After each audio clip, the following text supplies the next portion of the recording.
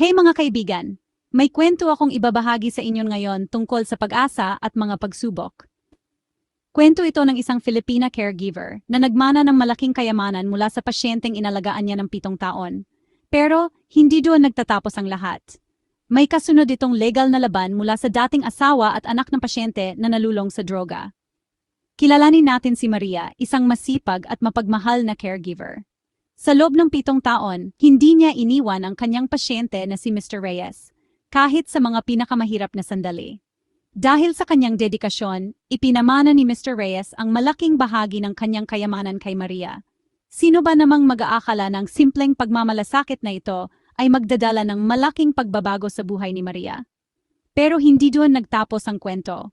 Ang dating asawa ni Mr. Reyes, na matagal nang hiwalay sa kanya, at ang anak nilang nalulong sa droga, ay nagsampa ng kaso laban kay Maria.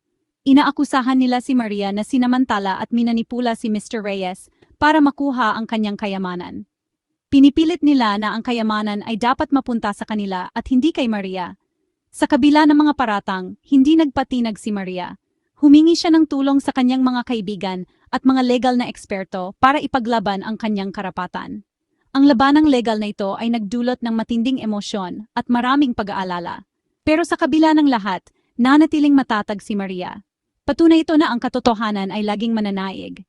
Mga kaibigan, ang kwentong ito ay hindi lang tungkol sa mana. Ito ay tungkol sa katapangan, katapatan at pagmamalasakit sa kapwa.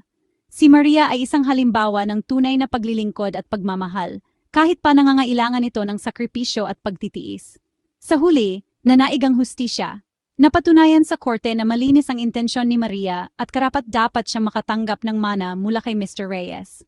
Ang dating asawa at anak ay naparusahan dahil sa kanilang mga maling paratang. Nagpatuloy si Maria sa kanyang buhay, dala-dala ang bagong pag-asa at mas malaking kakayahang makatulong sa iba. Mga kaibigan, sana'y naging inspirasyon sa inyo ang kwentong ito.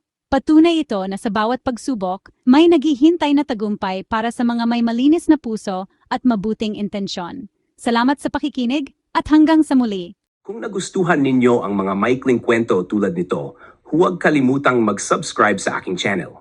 Maraming salamat po sa inyong suporta.